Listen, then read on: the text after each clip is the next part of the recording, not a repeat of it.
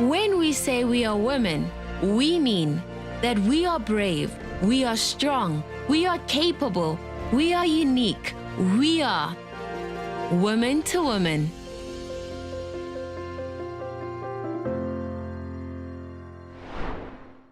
Good afternoon, South Africa. Good afternoon, Africa. Very special month ahead of us because it is International Women's Month.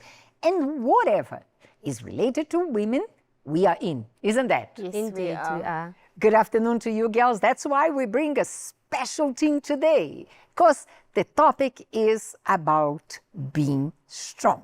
How can we celebrate International Women's Day this coming Sunday, not understanding the potential that we have, but how to use that potential in the right way? So I don't want to give much at this moment, but I'm going to ask them, always putting them in the hot seat, to define for them what is a strong woman in 1 or 2 words. For me, it is endurance. She's persistent. Resilient. Endurance, persistent, and resilience. So I think I have, for me, the source of when she needs to practice all of that. Yes. A strong woman will only know if she is strong or will become strong when she is confronted by challenges. We all need to make a decision in line of challenges. Either we find strength, or we give in, or give up. But better than giving definitions, I think we have been privileged enough for the past shows to have right here in this very same studio women who set an example for us. They relived their stories. They drew tears from us while they were speaking the strong, and we were shocked, and it was a lesson. So I think that to define what is to be a strong woman, we need to relive some of those stories. Yes, and they also prove they are a living testimony, like a living proof, to say to everyone that it is possible. You can rise above the battles, the challenges, the hard moments, and still be the best version of yourself. They would not if they were not confronted by the problem. All right, so with me is I had a child at a very young age. He was, at a very young age, and the father of my child rejected us both, and he didn't want anything to do with the child. So I became a single mother almost immediately, and I was unemployed by then, so it was very confusing how to raise the child. But God bless, but I got a job eventually, and life started to be very easy, and now I was able to maintain my child, and I was able to buy the needs of the child. So as time progresses, the child started to grow up, and also for me what was important is to move out from this environment that I was staying in, which is Eldorado Park, because I grew up there and I know the violence and the crime there. So that was a big cry in my heart to go out from there, because I didn't want to raise up my child in that environment. So as time went by and the child started to grow up, I got a job, a good paying job, and I managed to buy a house in Vleerhof, which was nice. It was beautiful. And I fought for my child to move over. It was just the two of us, and the bond started to be so strong. With him, he was a child that was never rebellious. He was a child that when I asked him to do something, he would do. I can't remember going to work or got a phone call to say that he's misbehaving at school. He's always giving me great marks. He never failed at school. And I never had any problems with him. So that made me to embrace him even more. Yeah. When he went, he left. He actually left alone, and I remained because I had to start cleaning and all that. And I was still excited, listening to music, and it's a happy day. Child is doing great. And then a few hours later, I got a call to say that your child, there's something happened with your child. So when I got there, I got out of the car and then I just saw someone lying in the street and he was covered with a blanket. And the only way I could identify him was with his sneakers. And that's when I knew that this is my child. What happened to him? And obviously, I lost it. I lost it. I found myself just laying on top of him and just screaming. I wanted to remove the blanket, but this other lady said, no, don't do it because you wouldn't like what you would see there. It's a very bad thing because he was actually executed from behind and the bullet came out in front. And what I also noticed is I saw part of the brains there. So she was like, don't do that because it will haunt you for years. What's so painful for me was my child was running and this was his friend behind him. They were running exactly in the same line. But what's so amazing is the bullet passed the friend. He even had a scar because when I got to the scene, he showed me the scar and then it went straight. That got me crazy. That got me like, how could God save this one and take this one? So when we came back to church, the first message, like when the service started, it was like, the will of God has been done. Stop throwing tantrums. It has been done. Now what you need very to tough do. message. It was so harsh. It was like, and with me, it was like, I didn't come for this. I did not come for this. It's like God saying, move on, get over it. I said, for me personally, if I was like with that attitude, you can't tell me to move on and get over it. Something happened. I felt like God needed to explain to me what happened. So that's when I started to pray. Like, okay, God, I'm really sorry, you know. Those prayers started like, forgive me for my ways and the way I did things. But you also have to understand where I'm coming from and all that.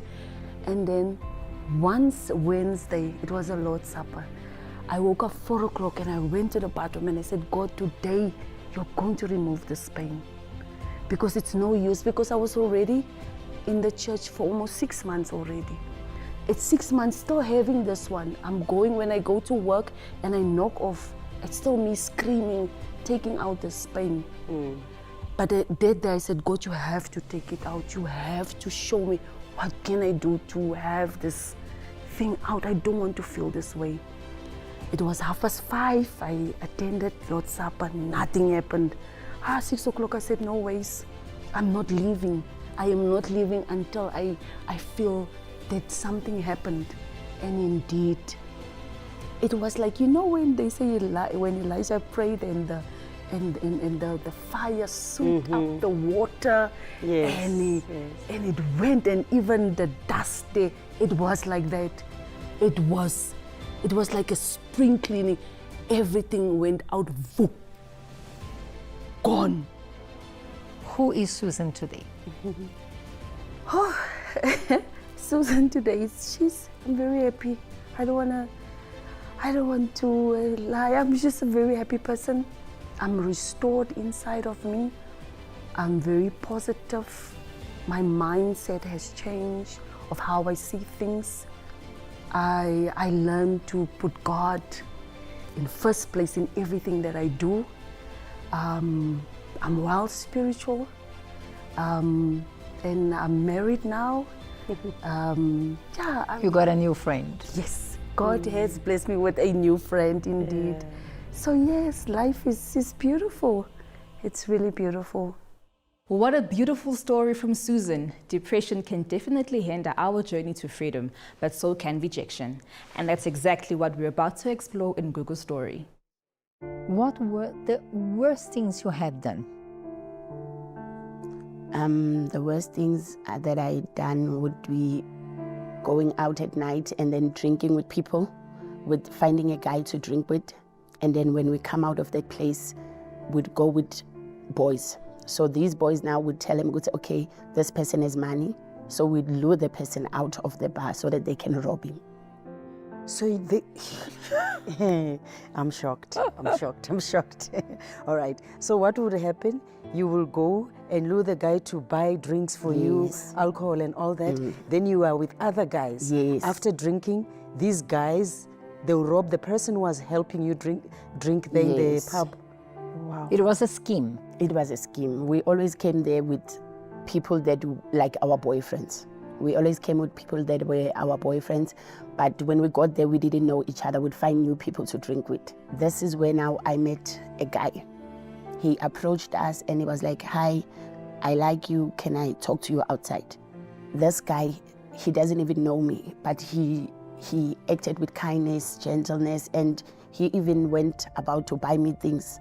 Then I thought to myself, Uguti, maybe the guy really cares for me and he likes me. So one day they sent us to the shop and then we called him, he took us to the shop, we bought the things that they sent us, and then when we came back, I told my cousin, I'm not coming back. So you were not coming back, you are going with the guy? Yes. How old was he? 27. And you were? 18. What made you decide to live with him, that you didn't know him that close? I think it's The way he because treated you. How long did you stay with him? I stayed with him until I was 20. I think when I got my second daughter. He didn't work, but he was selling drugs. He always told me. Oh, wait, he didn't work, but he was a drug dealer. Yes. Okay. When COVID came, and then it was there, me and my 2 children, and he had his own, I came to the church. I came to the church. When I came to the church, I started to learn a lot of things and to pray and all that. And he was very excited also about the church. He would push me to go to church, and then until I stopped now drinking, I stopped now smoking, and I didn't want to live that life anymore. Yeah, that's when we had problems between me and him. Yeah. So the honeymoon was over. People may think, how did she get into such troubled life so young? There is always a past. Yes. There is always a reason Yes. Just as yours, your story. that makes us to go for wrong decisions. Now, Google, walk us back to your childhood. Tell us. So when I grew up at a very young age, as a little child, my mother died. How old were you? I think I was 1 year or 2 years. Very young. Yes. So when my mother died, I stayed with my grandmother. When I was 6 years old, then she passed away. Then I 2 had, losses. yes. At a young age as well, 6 years old. Then I had to go now and stay with my aunt in Comet. Then there also, it was just like, I was always reminded, Uguti, your mother died like this, your grandmother also died because of you, also things like that. So they were blaming you for the death of both your grandmother and your mother? So for my mother, it was not like blame, it was just telling me, Uguti, your mother died in this certain way. Which way was that? She died while drinking in a bar, and then she was drugged by a guy, and then the guy killed her. Sorry. And they had to remind you about the situation. And you were so young as 6. Then your granny passed away. They blamed you because... Yeah, because my aunt, I used to pee on the bed when I was small. Oh, Yeah, you so wet the bed. Yes, I used to wet the bed, and then my aunt felt like, Uti, my grandmother used to spoil me because she used to wake up, wash the blankets, so things like that were too heavy for her. What were the feelings that you would carry inside? Would you see yourself as guilty? I would feel guilty about my grandmother, maybe. It's true what they're saying, things like that. And also, I'll be very not want to really socialize with people. I had friends, but even playing with friends, I would always keep a gap. You're not allowed to be happy. You're not allowed to have true joy, or to really have someone to trust and to talk to. What changed it is that I realized that I didn't have peace. And I realized that I was living a life for other people, not for myself. And also now I also realized that I had children. I wanted better for them. I wanted a better life for them. Yes. So when we had problems, me and him, I took a decision not only for myself, but for also my children. Yes. So I decided to live that life. I already now stopped drinking. I already now stopped smoking. But now I needed now to close the chapter also. Because if I'm still staying with my boyfriend, still he's drinking, he's smoking, it's gonna be very easy for me to fall back to it. How do you see yourself today? I see myself having a bright future. I have a lot of dreams and I have a lot of things that I want to achieve. I am not a burden for anyone, but I am loved by the true God. Now that we have explored the impact of emotional obstacles, let's take a look at what physical challenges can look like. What was the most difficult thing? The Physical strength? The physical strength and self-motivation, that is what I did not have. You need to motivate yourself. You cannot wait for someone to motivate. The physical part, it was tough. I remember there was on several occasions, when we knock off in the afternoon after supper, we are in our rooms, we are cleaning the rooms, preparing for inspection the following day. Oh, I will cry alone in the room. I will cry. I was like, you know what, I'm going home. Other children were going home. They couldn't take it. But me, because of I left poverty there, I was like, I'm not going anywhere. I'm staying here. You were decided to embrace whatever? I said, you know what, whether hell or thick or thin, I'm staying here. I cannot go home. Because of if I go home, it's like I'm a loser, then I'm going to face that poverty. Maybe I'll end up dying. Let me fast bait. In Africans, they say fast bait. I was like, you know what, I must just fast bait and be here. But it was tough. Sometimes we'll be waking up in the evening. You don't know why you're waking up. You are chased around because of someone did a mistake. I'm like, why must I suffer for someone's mistake? Then I wanted to leave, but I was having that courage. I said, you know what, I cannot go home.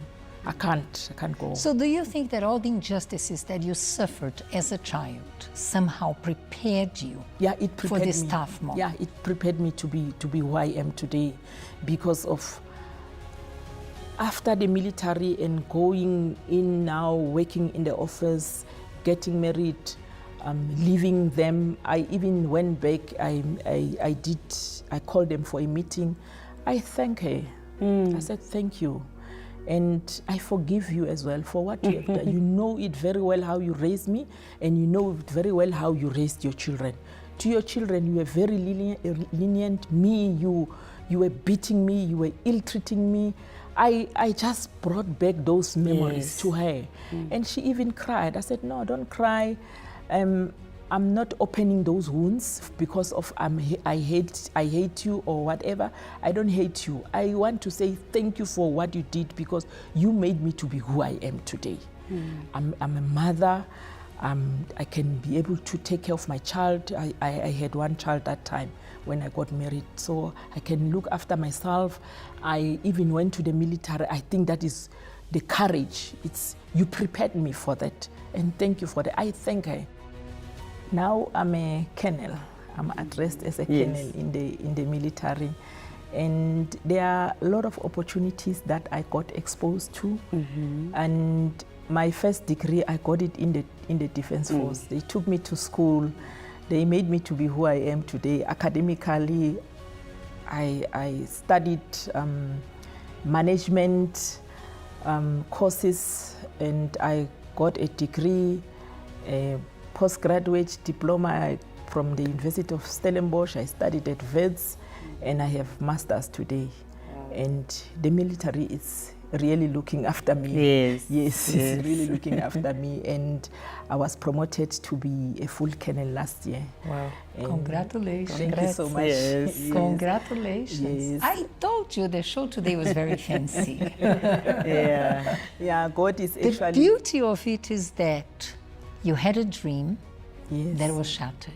Yes. But by persevering and having courage, you went so much further. Because if maybe you have done your degree, by then you would be satisfied. Yes. Hardships pushed you to go further and further. Yes. So today you have a degree, you have bachelor, you have masters, and you have been promoted as a colonel. Yes. What do you do in the army today? I'm in the cyber environment. After basic training, we were given opportunities to choose, because within the Defence Force there are various departments within. I can say small departments just for the viewers to understand.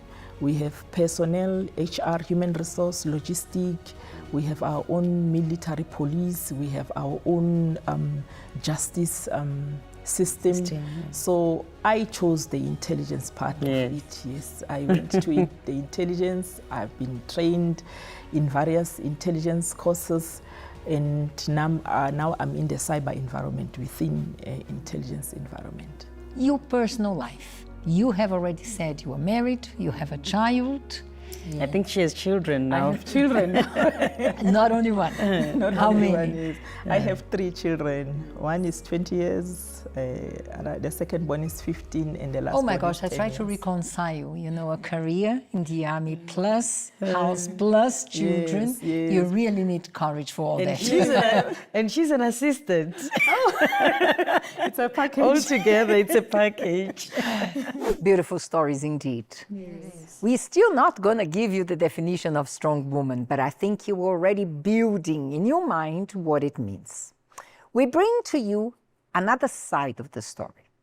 Of course, all of us trying to do the wrong thing, to find strength in moments of adversity, sometimes we may overdo. And instead of finding strength, we actually find disaster. Yes. We find problems, we find hurt. Because women have fought a long way to conquer her space in society, to be recognized as a thinking mind, a contributor to the society. And of course, the fight all along was equality. But when we lose track of things, instead of being equal, many turn to be superior. What are the consequences when we can't strike that balance? And by trying to do the right thing, because none of them did what was wrong.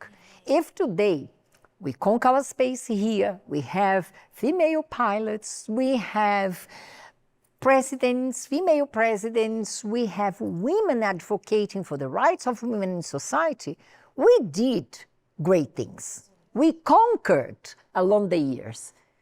But many times, some did beyond. And what are the consequences?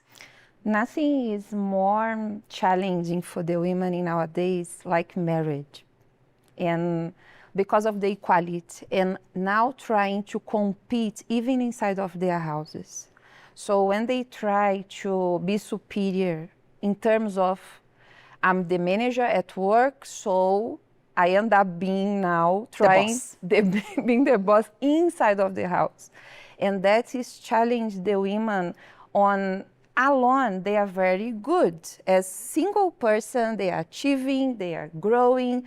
And now when they enter into marriage, then we have the clash, because now they want to be the same as before now inside of their house. And then we have the problem. Do you feel the women are willing to have the last word more often than before? I think so, because we even see it in the family dynamic, whereby maybe, as Samara touched based on marriage, when it comes to the upbringing of the child, she will decide what she thinks is best. And it's not that we're saying silence yourself, but we're saying if you're in a marriage, a healthy, balanced marriage, your husband has a voice, you also have a voice, but the two of you need to come together. But because women tend to say, no, you are not going to do things that way, I am going to be the one that says, this is what the kids are going to do. This is how we're going to run the house. This is what we're going to eat. And she ends up forgetting to consider the people that are in that family aspect. And as Silmara said, that sometimes derives from her being the boss at work. And even at work, she doesn't know how to properly handle it, because when she comes in, When she sees people scattering away in the corridors, she thinks, yes, they are respecting me, I am empowered. But actually, no, you actually are too superior and people can't relate to you any longer because they're trying to say, of course, we know their careers and their fields where women have to prove themselves even double. They have to do more work than a man to prove her existence there. And she wants to validify, like, this is why I have this position. However, when she doesn't know how to properly harness it, she ends up actually being the person that people are running away from her because she's unhinged. It's my rules, my word. If it's not my word, then I'm going to fire you. I'm going to discipline you. I'm going to show you who's in charge. And that is sad because that's not the idea, I believe, the past women fought for. They just wanted to be recognized. But today she's not recognized. She's not actually at times even recognizing other women that are around her. And we also see in a corporate world, as Precious touched based on it, that they try to prove a point way too much. And in the process, they even oppress others. Like those that are working under them, they oppress them and they impose their insecurities on others. So it's not even about, leading the team or leading that particular organization. It'll be about, overworking, and they overburden themselves because it's all about proving a point. I want to show them that I can. I want to show them that I'm capable, of which you're supposed to take that responsibility as it is, not proving a point or not having any ill intentions, because you will end up overburdening yourself and you will even end up neglecting other areas of your life. You will be working hard, of course, climbing the ladder, but at the other hand, raising your absent mother. You are an absent mother. The kids, they don't know who you are because you don't have time to spend with them. You go in the morning, you come back at night because it's all about making it. Even at times proving a point to who? Maybe even family members and colleagues, male colleagues, to also, show them. Sometimes it is to prove a point to herself. Yes. Because one of the things that you mentioned, and I see is the greatest challenge for women today, because we have the opportunity to have so much. We can study, we can work, we can get married, we can have kids, we can invest in talents, we can go to the gym. They try to have the best of every world, getting lost in it. So they gave so much at the workplace, to the kids, to the husband, in school. They don't know who they are anymore. And they get a format of interacting.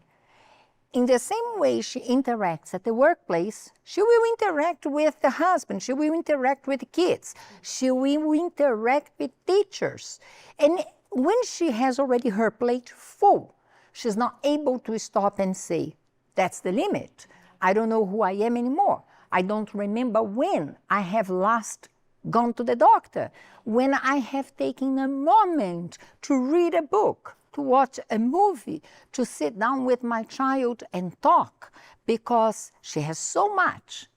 Still, if there is an opportunity out there, a conference, a course, if she wants to invest something, if she wants to go out with friends, a wedding of someone, she will jump in, not realizing that in the effort of conquering, she is over-conquering things, but losing herself. And I'm thinking of who maybe one identifies and she's like, but maybe I'm not that person. How do you know?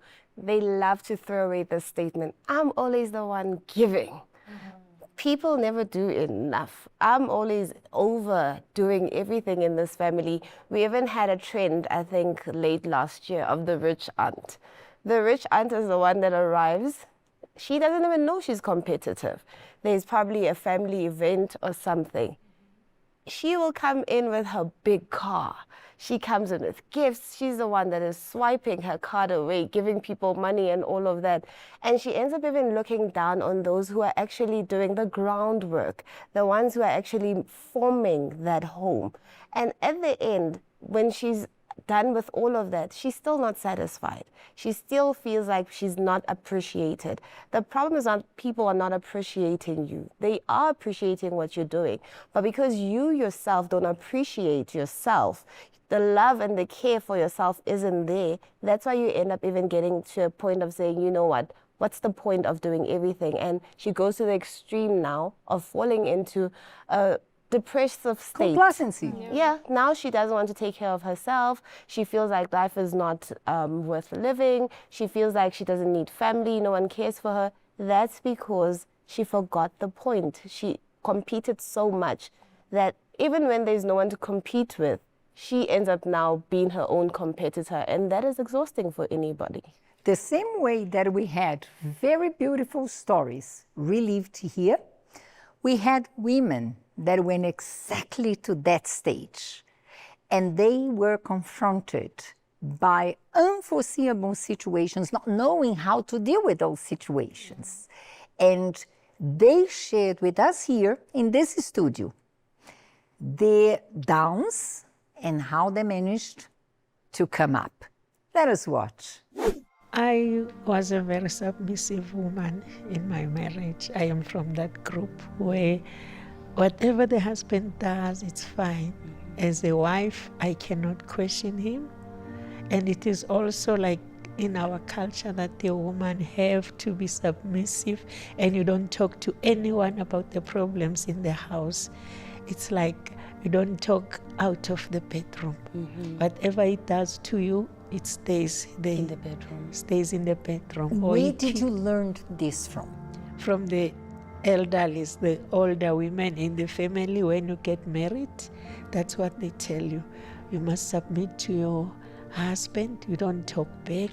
Whatever it does to you, you don't go out and tell that yesterday he kicked me, yesterday he pushed me out, I slept outside. You just wake up tomorrow morning, you wear a smile. As a submissive wife, you wear a smile and you go on with your life. So what were the things that you went through in your marriage and maybe you never spoke to when you went by them? Cheating. He would go out with friends, like he would say, I was with friends because he used to play soccer. Weekends, he would go out from Friday, coming back Monday after work. And when I asked him, he said, you know, I'm a soccer player. We've been playing soccer, and after soccer, we had some fun, so I had to sleep over at one of my friends. You could not ask or oppose to that? No. As a submissive wife, you don't. Whatever he tells you is what it is. You must accept it as it is. If you question him further than that, then you become a rebellious woman. Then he can easily take you back to your parents and say you are disrespectful. Then thinking about it now, going into my marriage, I didn't think I was that crazy. It's only at the end that I realized that, wow, was that even me? Because going in, everything was still, you know, he would go have drinks with friends or go out and come back late, and I would I'll understand, it's fine. But I think the issue I had was, this guy doesn't like spending time with me, and I got married to you, so I would like some time. And then during the week he goes to work. But then until one day I actually walked in on him on a call. He was on a call and he said, I love you to this individual. So I'm like, I love you? Who do you love? He was not expecting me to walk in, because it was actually those times where we were still using public phones. So it was actually in a public phone booth. It's like he's winding me up, as in with that time apart. When he comes in, I'm ready for him and he wants to sleep. You're not gonna sleep. Yes. We're not sleeping, we're gonna have a conversation. Where do you come from? So that is how the whole thing started. I would confront him. Where do you come from? Can I see your phone? This, that started to be this crazy person. Did you ever hear from your parents or someone that you had to be submissive? You know, the difficult part was growing up in a family where my father was violent and my mother was taking it. So in my mind, I was like, nah, I'm not gonna take it. Not with me. I'm not gonna take it. I am not gonna have a man dance on my head. When I learned in one of the self-help meetings about the will of God, and I'm like, that just releases all the stress and all the burden, because I am one person who likes to literally plan my life to the T, and then I'll get frustrated when things don't go according to my plan. So I had to allow God's will to be done. And as I was becoming the softer person, because I guess he was seeing this woman and it was amazing to him. Who are you? Yes. He would then come whenever he's got a problem. He would be like, hey, I've got a problem at work.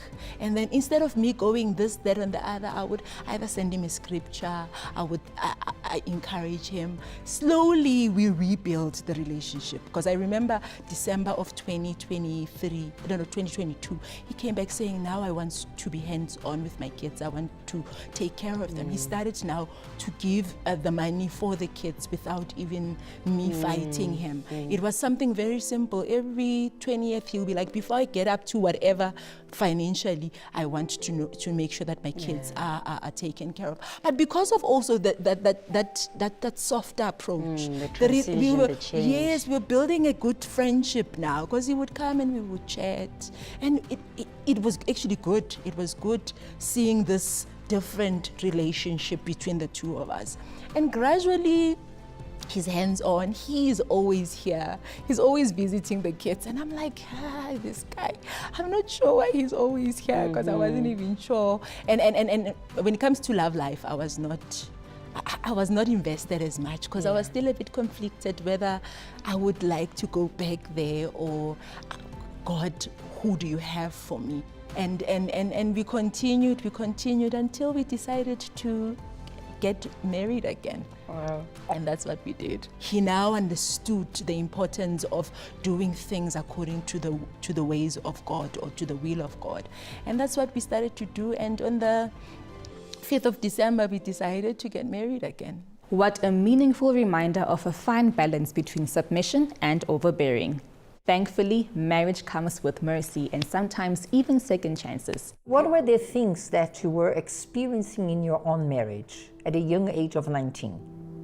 Verbal abuses, financial abuses, in such a way that when he got paid at the end of the month, the card was not on him.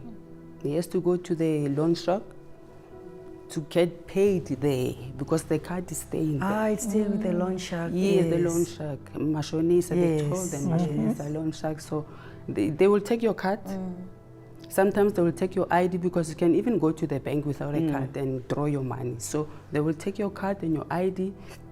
And by then I was not working. I was just at home, taking care of the house, the children and everything. But at the end of the month, he has to go there so that they can pay him. How long did you drag? Were you happy?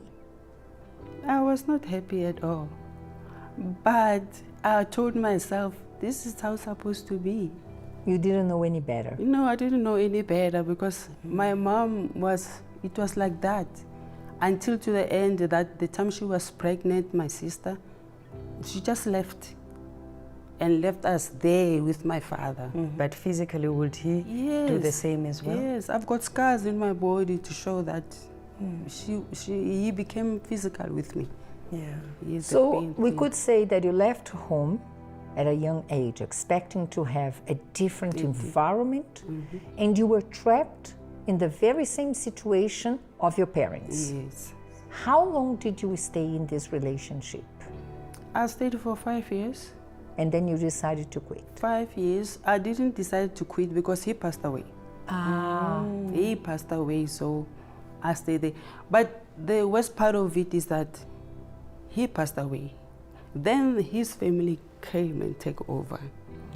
They took us out of the house, and then they took everything. Like furnitures, his monies, our clothes, everything. I went back. I need to explain, Toko, and I think you could do it much better to our audience who maybe is not from South Africa or Africa.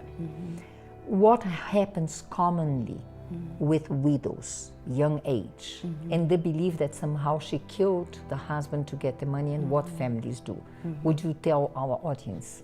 I'm not really sure in other countries, but I know 5 of the countries here in Africa, including South Africa, sometimes you are the one to be blamed, that maybe you killed your husband because you wanted his money you know. So there are those things. I remember when I was in Nigeria, they would say, like, when the husband passes on, they come into the house, they take control of everything. The elder brother would even take the wife as well. It's like, we own you, you are ours. So it's different. In Africa, it's different forms of what widows go through. I was in a relationship with someone, and the problem that we had was that I had with him was that he had so many friends. And for me, I just did not understand, why do you have so many friends? You know, we're in the church, there's so much happening, you have a job, I have a job, I don't have so many friends, why do you have so many friends? And when we broke up, it was like shocking for most people, because we're like the perfect couple, you know, the perfect couple. And so why did you guys break up? We're expecting you guys to get married. And when I explained to some people, they really did not understand. They were like, no, Precious, there's something small. But for me, I was already thinking ahead. And I was thinking, I don't want bulletproof marriage in my life. I don't want the 12 years of struggle in my life. And then after some time, I said yes to God to serve Him on the altar. And I used to attend meetings, and you know, there were things, preachings and advices that the bishop will tell us, stories, things happening. But when I was introduced to my husband and I was told that he was divorced, I was like, hey, I heard about this, but now it's like, it's here. So for a more or less like job, what I fear the most is knock at my door. Yes. So, but the first thing that came to my mind, I was like, okay, calm down, don't say no, meet the person. And the burning question that I had was, what happened in the marriage? And I was like, oh, I'm sorry for him, but I'm really going to ask him what happened in the marriage. And that his answer will determine whether we move forward with talking or we don't move forward. So the first day we talked, we haven't seen each other, we have not met. We talked, oh, greetings, how are you? Everything was great. And then the second day... Blind date over the phone. Yes. And then the second day I was like, listen, I'm so sorry, but for us to move forward with the conversation, I really need to know what happened. And he was taken aback because I was like, oh, I thought we were going to discuss this when we meet, like when we talk face to face. And I was like, yeah, that's a good idea, but I want to do it now. I want to know now. And he told me what happened, like he gave me just like summarized it. I liked the way that he said it. I liked the way that he was not blaming the other third party. Okay, we got married. Everything is so great. He was an individual who was very efficient. You know, he would, in the house, he would do things.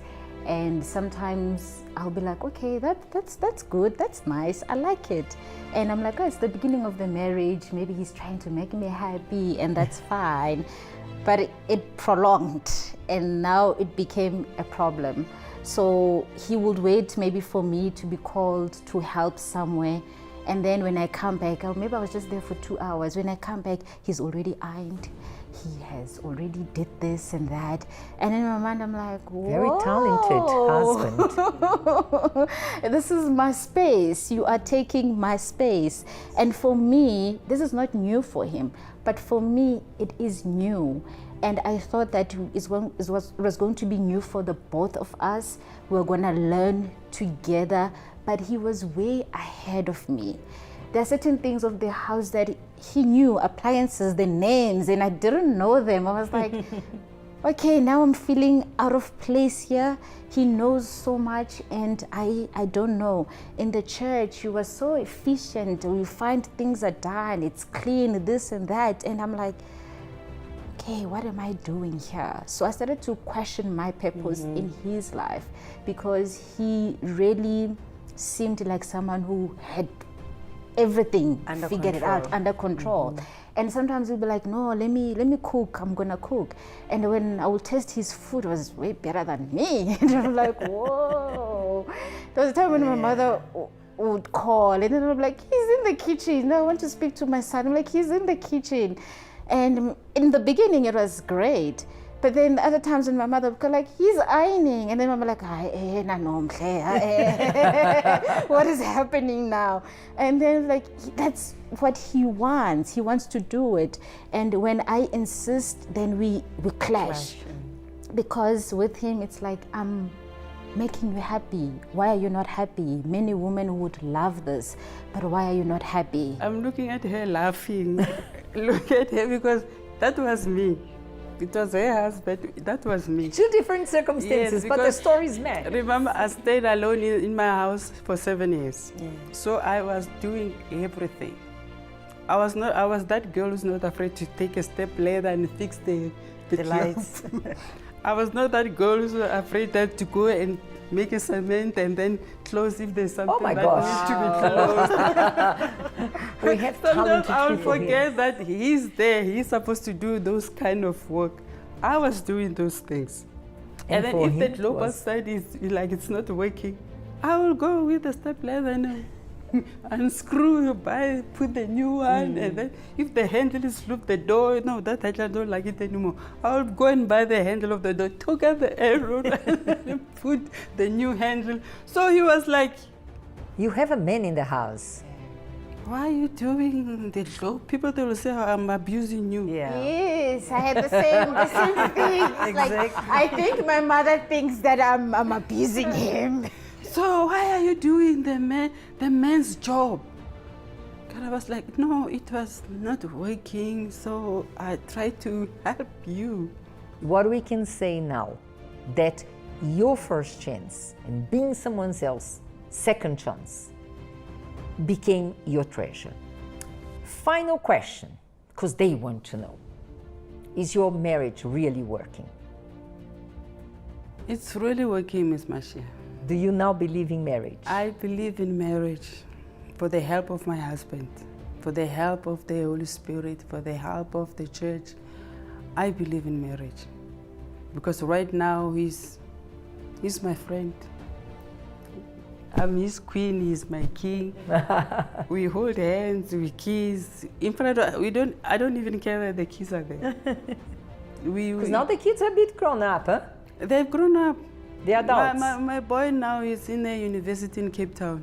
We just come back home now. Look at the difference, and that is the treasure all about. Yes. Coming from a broken marriage, now they have what it is to be married in you guys. So they have a reference in you guys for their own life.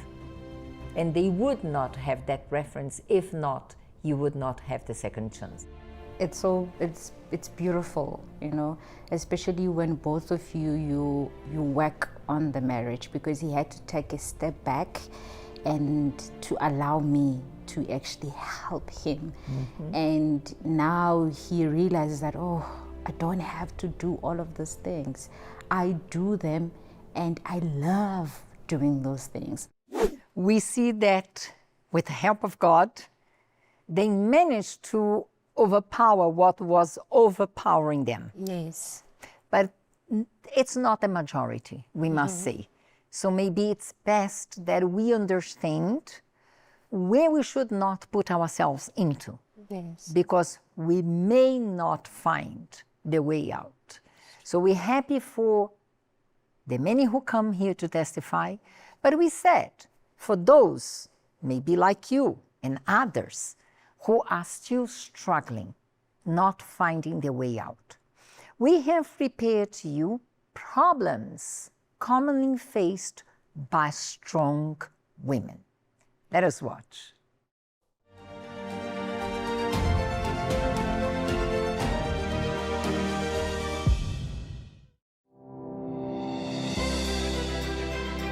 We talk about strength like it's this amazing quality, and it is.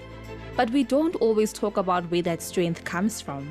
For a lot of women, strength was something they had to develop just to survive, to keep going, to hold everything together. But sometimes the kind of strength you build to survive doesn't switch off when you step into a relationship. And that can create challenges no one really prepares you for. So, what does strength actually look like? And why can something so powerful sometimes come with a hidden cost?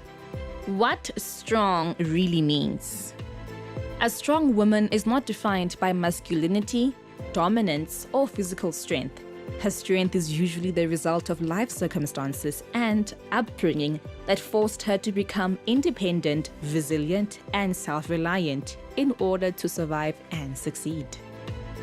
Independence can lead to loneliness. While this strength often leads to professional success and competence, it can unintentionally translate into loneliness in relationships. Many strong women struggle to find fulfillment in love despite being capable and accomplished in other areas of life. Difficulty trusting and making space for men. Because they have learned to rely only on themselves, strong women may struggle to trust men or see where a man fits into their lives. This can lead to take control, leading relationships, or feeling that no man is truly on their level. Being usually right becomes a hidden weakness. Strong women are often accustomed to being right, which can make it difficult to recognize when they are wrong. This lack of self-awareness can damage relationships as sincere mistakes go unnoticed and growth becomes limited for both partners. Fear repels serious men and attracts the wrong ones. When fear, frustrations, and negative views of men dominate, serious men often withdraw, while irresponsible or unserious men feel free to approach. This creates a painful cycle where disappointments reinforces mistrust and bitterness. Strength does not cancel respect or healthy dependence. Respecting a man does not diminish your woman's strength. God's design is not self-sufficient, but healthy interdependence. Just as two legs bring balance, men and women are meant to depend on one another within God's order, not compete. Growth requires patience, belief, and space. Men, like women, mature through trials, error, and responsibility. Strong women must allow space for growth without control or humiliation. Most importantly, they must believe that a strong woman, compatible men exist and trust God to bring the right connection at the right time. True strength isn't about doing everything on your own. It's about balance, trust, knowing when to stand firm and when to let someone stand with you. Because real strength isn't meant to build walls, it's meant to build partnership. How insightful! Now we truly understand what it takes to earn the title of a strong, resilient, and courageous woman.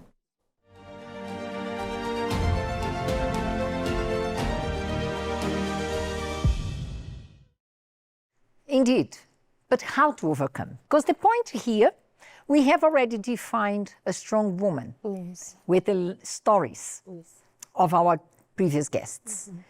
We have seen when someone does not go to the right measure.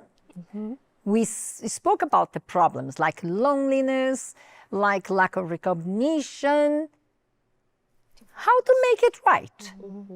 Because woman to woman is about empowering you. So how to make it right? So for me, I think it's self-awareness and seeing the truth about who you are, about yourself. You know, not being busy, taking a moment to introspect who you are, because in the process many women get to lose themselves, get to lose their essence, and they are just defined by the achievements, by the accolades and all that. But then you need to be aware of yourself, who you are, and know that this area I need to improve, that area I need to let go. You know, you need to be aware of who you are, and the moment you are aware of who you are, you'll be able to work on yourself, you'll be able to work on what is needed, and you'll become strong not only on the outside but also on the inside, and also taking care of your soul, of yourself inside, because it's not about the physical work, you know, the work, the corporate world. It's all about who you are within. So if you're aware of who you are, you take a moment, you know yourself, and you will also know what is it that you need to improve, what is it that you need to let go. And in that sense, you'll be able to grow and you'll be the best version of yourself. I think it's knowing that you're enough. If you've given your best, you've done what needs to be done, it's okay. You don't need to participate in everything, because I think the problem sometimes is wanting to overextend yourself. So if you're a stay-at-home mom, you're valuable as a stay-at-home mom. You're conquering in that. So you don't need to look at the one that's in the corporate world and say, she's better than me.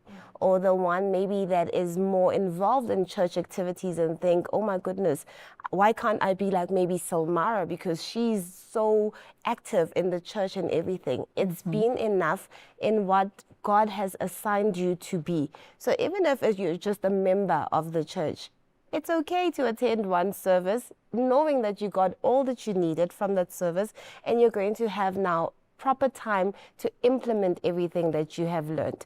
Whatever you're learning in life as well, you take those lessons and they're applicable in your life, rather than just acquiring a lot of things that at the end of the day you can't even use them. So knowing that you're enough, I think, is a strength. Also, when women stop to seek for help. Many women in nowadays, to seek for help is a shame. It's, I'm not being able to overcome by myself alone. Why? And that is one of the reasons why they are breaking down. They are going into depression, and they are not being able to cope with the mat that they accept. They don't know how to say no. They want to embrace everything. And we are human beings full of emotions. And we are not meant to be able to carry everything alone. That was not what God made us to be. And when in the testimonies we had, all of them, they had that moment. They stopped to try by themselves alone. And they decided, okay, they try once, they try twice, and they are not seeing results. So now I'm going to seek for help. And when they did that, it's not that they were weak or they were not strong women enough. They were wise now, because they decided, I can't do that alone. And seeking someone to help, a trustworthy person who would guide them and would show the way. Because when you are out of the situation, out of that problem, you see it clearly. And you can, it's something so small, it's a tip. And that can change the whole situation. So seek for help is one of the moments that you can turn the game and really start to become strong, not seen as weak. Because nowadays the women see, if I need the help of my husband, if I need the help of my child or of a friend, or even a help in the church, am I not being strong enough to overcome my own battles? Why do I need help? And God created us to also have this moment, realize and recognize, I need help, and that is okay. When I need help, when I say no, that is perfect, fine. I want to define what is a strong woman and how to overcome problems through the Word of God, through God's point in all that we spoke, adding on to what they said. And we are going to go to Ecclesiastes, a striking statement of Solomon inspired by God. Do not be overly righteous, nor be overly wise. Why should you destroy yourself?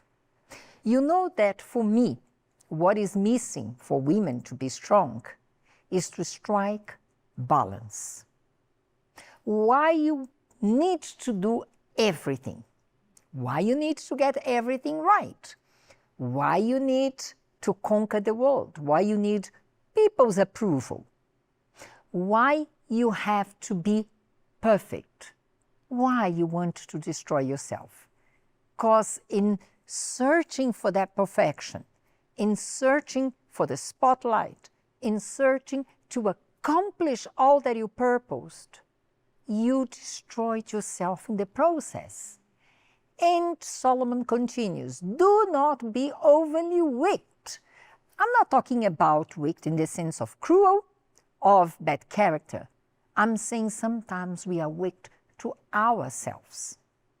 We are the ones who sabotage our own well-being. because we wanted to do so much. We wanted to find the approval of others. We want to conquer the world, and we forget that we have a soul to take care of.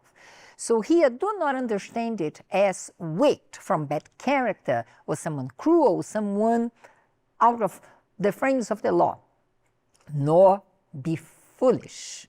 Why should you die before your time? You may not die physically, but you may be killing yourself, killing faith, killing hope, killing relationships, killing the links of love to your family, because you decided you have to be strong, you have to conquer, you have to win, you have to be more, you have to find endorsement, you live out of the applauses. But deep inside, when you look at yourself in the mirror, you don't see a strong woman. You see someone who's trying very hard. And by trying so hard with so much, you live out of frustration. So we have shown you how strong women deal with problems, because truthfully is, we can only become strong when we overcome problems. If we have a life of bed of roses, we are not going to be tested. We are not going to see our potential. That's true. We saw how they dealt. We saw also how those who didn't have balance put themselves into trouble, so that each one of us and you may take this decision today to be strong according to God's plan for you. There is safety in doing what God tells us to do. When God approves us, we don't seek for people's approval. When God tells us you are enough, you feel enough. When God helps you, you find the way. So we try to be strong on our own means with the strength of our arms, but God wants us to resort to Him. Why would you die before time? In your hopes, in your faith, in your love. Why would you destroy yourself? Today, let us not only celebrate strong women, let us become one. I'm going to ask them to bless you today. Let us bless them today. My Lord, in the name of Jesus, we bless each one of them who are watching us. Maybe they are in this situation, they want to be strong. All of us want to be strong, but they don't know what to do. They are lost in their feelings, in their emotions. Now they are losing their family, the kids. And this woman maybe right now is alone, watching this program, trying to find an answer. And you are the answer for all our problems, my God. So we bless them so that they may come to you and find in you the solution for their situation. Father, I present this young woman who's watching us, and she has always thought that her strength will come from everything that she conquers, or being accepted by society, or being deemed beautiful or a conqueror. But today you are showing to her that all that she needs is to have balance. Balance in you, because from you, you'll be able to give her all that she needs. You'll be able to give her the strength to become the one that will change the course of her family. So we ask that you give her your sound mind, your sound wisdom, so that she does not fall into any of the pressures surrounding her, and to know that in due time, everything will work out for her. My God, I pray for this woman who's feeling down. She undermines herself because she has been failing, Lord. She has not been achieving much, and she thinks that she's not worthy. May you reach out to her right now and show her her true worth, that is not based on the achievements, it's not based on the accolades, but it's based on her knowing who you are. It's based on her allowing you to come inside of her.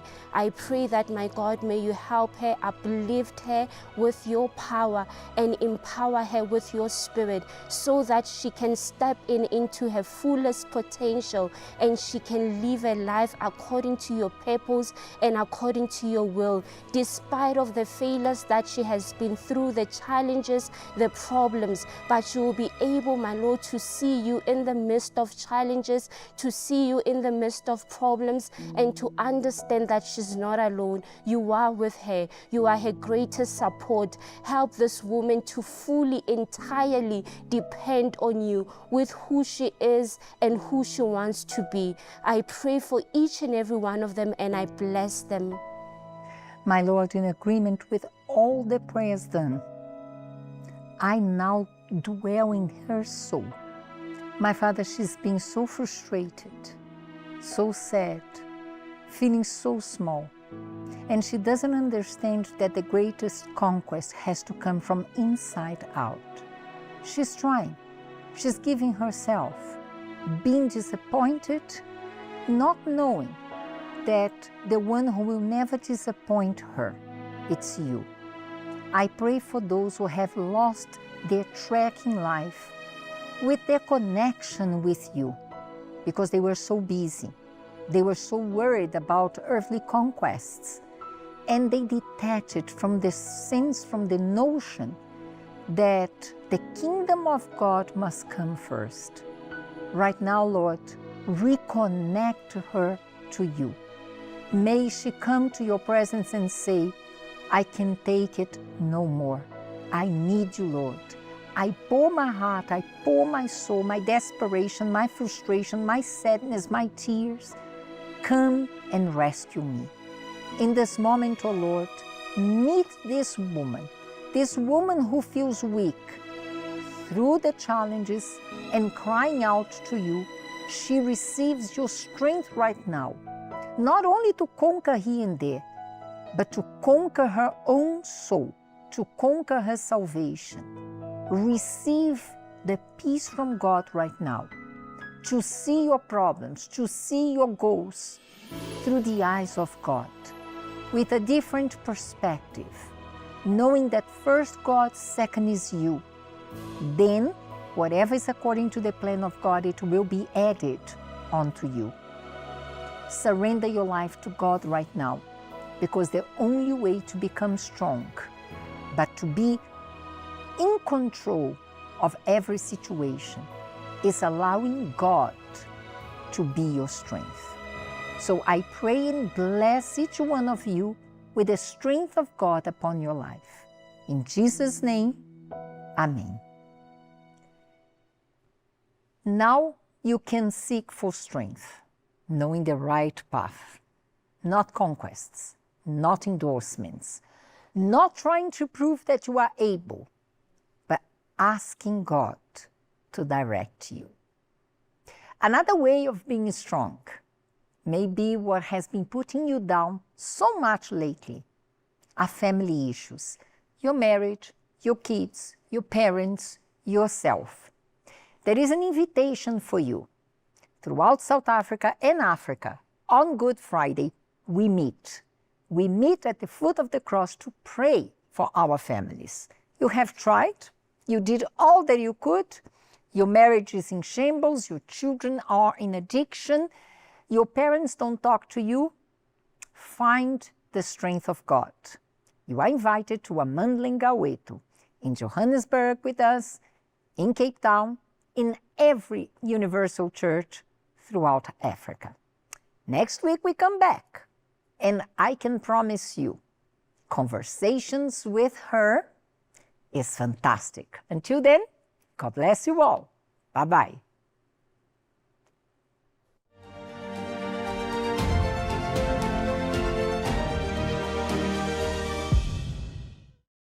Amandla Mngawethu, a movement of faith, a moment of unity.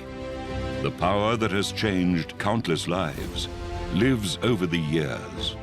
This year, Amandla Mngawethu, on Good Friday, history will be made once again at the iconic Ellis Park Stadium, as thousands come together in a powerful moment of worship and transformation. Then, on the Holy Saturday and on Resurrection Sunday, we will have special services at the Holy Ground Cathedral in Soweto. Come expectant, come believing, come and be part of Amandla Ngawetu. The first step to healing is simply reaching out. If you or someone you know needs support, email woman2woman@uckg.org.za or call 0800 330 320. Our toll-free helpline offers confidential, non-judgmental support.